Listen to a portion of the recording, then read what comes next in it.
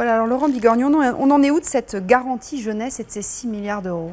Est-ce que la promesse est en passe d'être tenue ou pas? On sait que c'est pour 2014, mais Oui, ce dispositif de la garantie jeunesse, on peut y revenir un instant, hein. C'est au fond un mécanisme qui va permettre un accompagnement renforcé des jeunes les moins qualifiés vers le marché du travail et puis qui permettra aussi un soutien financier à certains de ces jeunes sur le modèle en France du RSA. Cette promesse, elle sera mise en œuvre de façon expérimentale et graduelle en France. Mais j'ai envie de dire que ça n'est pas la question.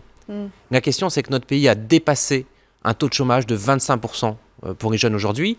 Il est 2 fois le taux de chômage de la population normale, qui est déjà très élevé. C'est inacceptable. Surtout pour l'un des pays les plus riches du monde. La France, c'est quoi? Le 5e, 6e pays le plus riche du monde. Avoir 23-24% de taux de chômage des jeunes, ça paraît complètement ahurissant. Vous avez raison, c'est à la fois complètement ahurissant. J'ajoute que nos voisins font mieux que nous. C'est qu'on l'a vu dans votre petit sujet, l'Allemagne, un certain nombre de pays du nord de l'Europe, la Suisse font infiniment mieux que nous et il faut regarder pourquoi, et notamment ce problème en France, d'une filière professionnelle, d'un apprentissage aussi, notamment pour les moins qualifiés, qui ne trouve pas sa place. Un paradoxe, au moment où on pousse les emplois aidés, les emplois d'avenir, on voit l'apprentissage, c'est-à-dire au fond de vraies formations vers de vrais jobs, on voit l'apprentissage pour les moins qualifiés diminuer. Pourquoi? Ce sont les entreprises qui sont frileuses, qui n'ont pas les moyens Non, mais parce qu'il manque un cap. Culturel. Il manque un cap, si vous voulez. Ce qui est très frappant, c'est qu'en France, on a voulu nous faire penser que les emplois d'avenir, qui ne sont ni plus ni moins que du traitement social du chômage, et je ne nie pas qu'il faille le faire quand on a à ce point une envolée du chômage des jeunes. Mais on a voulu nous faire passer des dispositifs qui sont des dispositifs qui mettent du temps à être mis en place, qui demandent énormément d'énergie, avec une théorie du signal très forte, c'est-à-dire qu'on pointe le doigt sur le fait que ce sont ces dispositifs qui doivent marcher. Ben, ces dispositifs-là mangent les autres, notamment cannibalisent par exemple l'apprentissage, pour lequel on peut remarquer qu'il n'y a pas la même mobilisation, qu'il n'y a pas la même énergie qui est déployée, et c'est bien dommage parce que c'est vraiment l'apprentissage qui, pour les moins qualifiés, entre 15 et 29 ans, et surtout pour les plus jeunes, va permettre un accès au marché du travail. L'apprentissage et l'orientation aussi, parce qu'il y a beaucoup de jeunes qui sont très mal orientés. Ça, c'est le deuxième moteur de la fusée. Si vous voulez, il faut effectivement à la fois qu'il y ait des politiques qui permettent d'emmener les jeunes vers des métiers. On sait par exemple qu'aujourd'hui, c'est pas un mystère, on ne trouve pas d'artisans bouchers en France. C'est quand même un monde. Et en même temps, on a un ministère de l'Éducation nationale qui ne se sent pas suffisamment comptable d'amener les jeunes sur le marché du travail en situation d'être embauchés.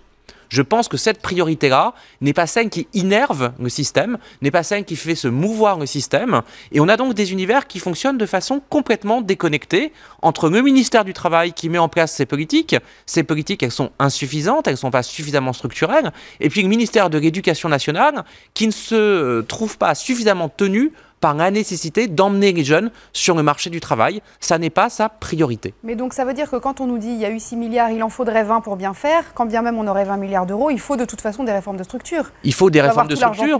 Je le redis parce qu'il y a des notes d'économistes de tous les horizons qui reviennent sur ce point. On a un problème notamment pour les jeunes les moins qualifiés, c'est qu'on a un coût d'accès pour l'emploi de ces jeunes qui est trop élevé. Et à force de refuser ce débat sur le coût du travail pour les moins qualifiés, quitte à avoir d'ailleurs des dispositifs sociaux pour, au fond, organiser un mixte entre des rémunérations et puis, évidemment, des compléments de rémunération qui pourraient être versés par l'État au moins pendant un temps. Mais comme on n'est pas capable d'avoir ces discussions-là, eh bien, évidemment, on vient expliquer aujourd'hui aux entreprises qu'il faudrait recruter des gens peu qualifiés, voire pas qualifiés, au même prix que des gens qualifiés. Et donc là, il y a quelque chose qui ne marche pas en théorie économique. Ça ne marche pas et on ne veut pas voir cette réalité.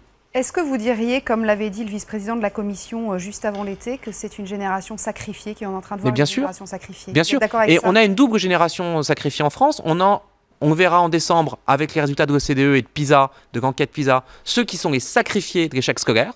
C'est 20% d'une classe d'âge. Et généralement, ceux-là, on les retrouve en difficulté 10 ou 15 ans après sur le marché du travail, puisque ce sont ceux qui s'insèrent le moins. Et quand ils s'insèrent, c'est une autre inégalité du marché du travail, ce sont sur des contrats de travail qui, évidemment, ne sont pas des CDI ou très rarement. Si on essaye de terminer sur une note positive, vous êtes assez optimiste pour les réunions de cet après-midi ou pour vous c'est... Oui, elles vont aboutir, la garantie jeune sera mise en place et encore une fois, je pense que c'est un dispositif qui peut être intéressant si pour la première fois, on tient l'engagement d'avoir un service public de l'emploi ou pourquoi pas d'ailleurs également des partenaires privés qui encadrent et qui permettent au fond un suivi très fort des jeunes les moins qualifiés, c'est-à-dire vraiment la cible du dispositif. Merci beaucoup Laurent Bigorgnon, merci pour toutes ces explications. Marianne, pour